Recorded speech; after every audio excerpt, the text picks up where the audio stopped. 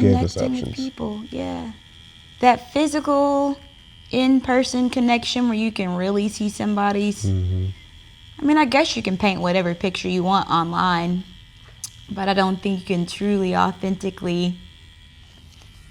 No, because some of those in-person interactions, we just was watching this Diddy documentary, and it's a lot. You watched it? Bruh, I'm on the 4th episode now. You've seen most of it. You seen he slapped his mama? I said, this man crazy.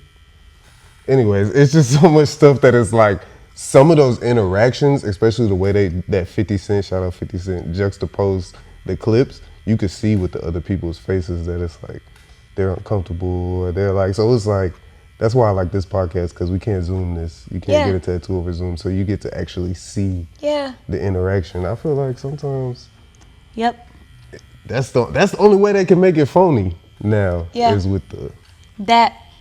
You know what was crazy for me watching that documentary? Because I grew up a Pac fan.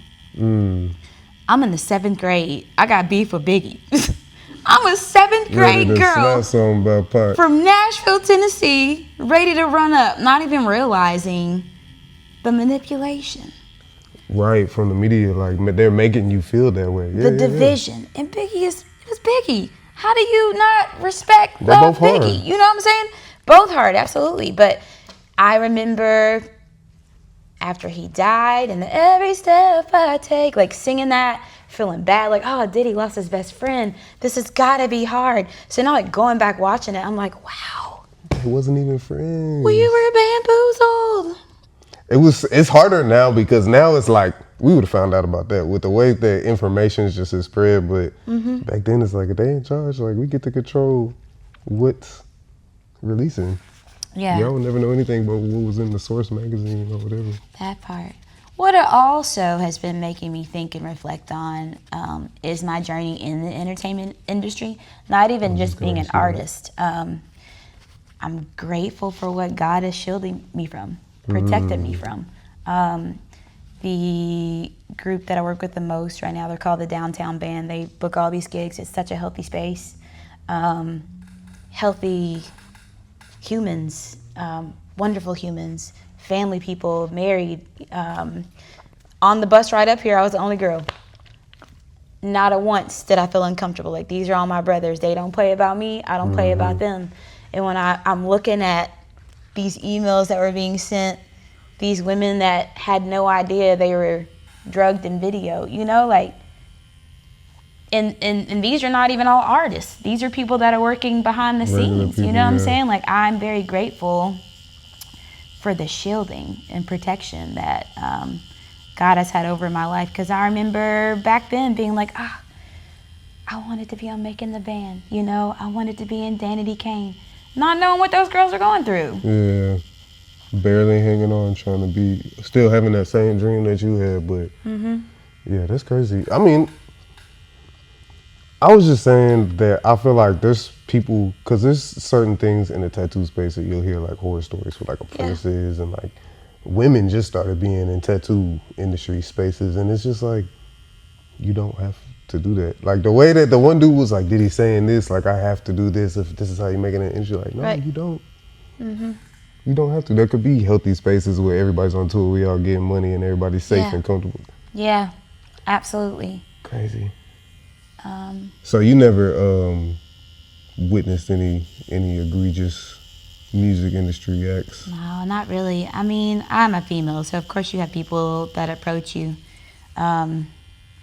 But I don't have any problem telling somebody where to go. Yeah. So, you know, shout out to my daddy, Robert Beatty and Rita, but like my daddy taught me, we don't have to do that. My cousins, my brother, like we don't, my uncles.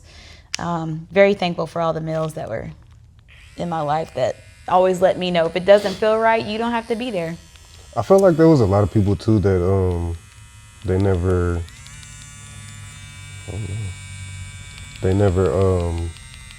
saw the problems with him or had problems with him because they were that type of person, and he probably like just didn't try him because knew better. For sure. I didn't see anything about Mary J. I love me some Mary J. I want to know what she told him. That part. Probably get the fuck on. That part. She probably two-pieced him a couple of times. Oh, God. For sure. Yeah, that's what gets to me, because I know people that if they had the power to be doing that, they would be doing it. Mm-hmm. And they're always the type of people like, nigga never said nothing to me, Mm-hmm. but I just hear stories from all these people of just, they say, what? He ain't even that type, but it's. Yeah. Well, I think that's the thing about those master manipulators. They know who not to play with. Mm-hmm. I never, I don't like to speak on a lot of things that I don't have anything to do with, but I think even like the whole R. Kelly situation, my parents would never. Or even with the not Nickelodeon, but was Nickelodeon with what was Drake and Josh on? Nickelodeon, right? Even Yep. with that, like all the black kids whose parents was there on set, ain't nothing happened to them. They didn't know nothing was going on. Yeah, y'all, yeah, no. Yeah, Definitely comes down to support a lot of the time. it does, and I'm very grateful for that. But unfortunately, there are some parents who are trying to live vicariously through their children, and their children are the ones that could potentially, Suffer from that. yeah, or they're looking for them to get the family out of the situation. So it is what it is. Are they like, shit, I would have did it? Yeah, man. I've definitely worked with some stage moms before. Growing up, I did a lot of commercials and like Mother Goose videos and things like that. And there were some stage mothers that people would even warn you about. You got to stay away from her because she'll do anything to get this role for her kid. Sabotage? I mean, I didn't see a lot of what they did, but you heard hear the things, stories, you yeah. heard things. I had a really good friend, sweet, super talented, but by the time she was in high school, she hated music, she hated dance, she hated acting. She wanted no part because her mom just,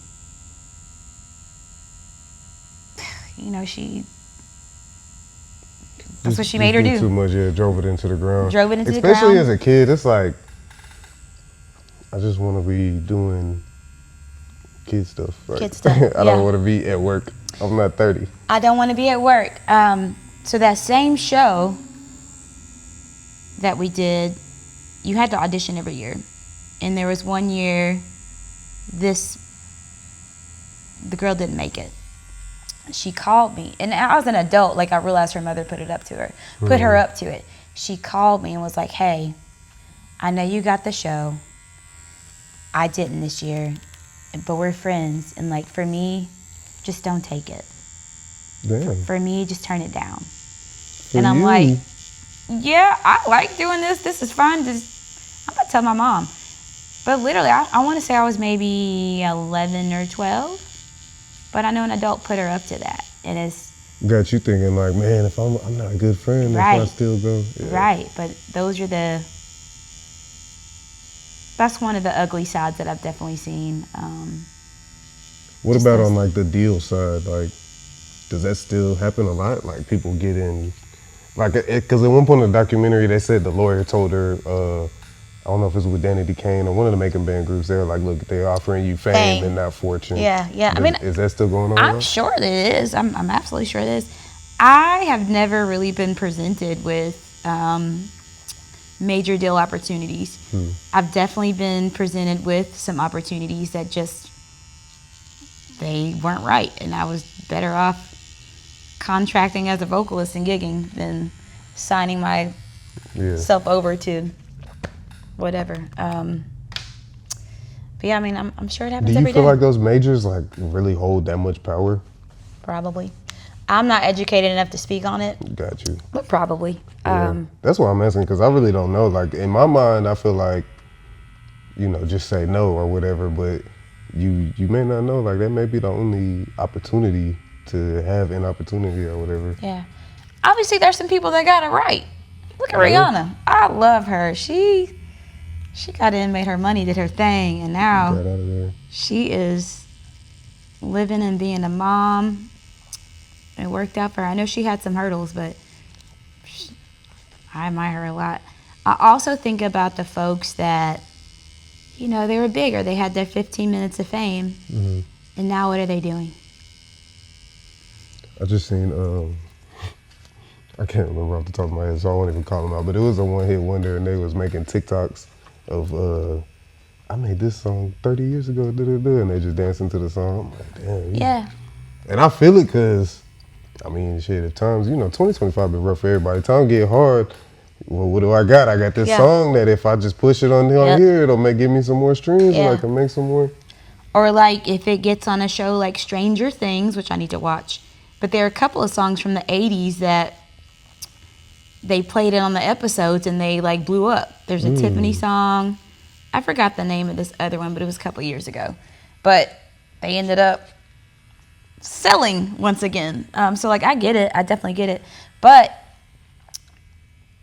I guess for me it's longevity. I think about the big picture. 20 years, what am I going to be doing? Can I maintain and sustain this for the next 20 years?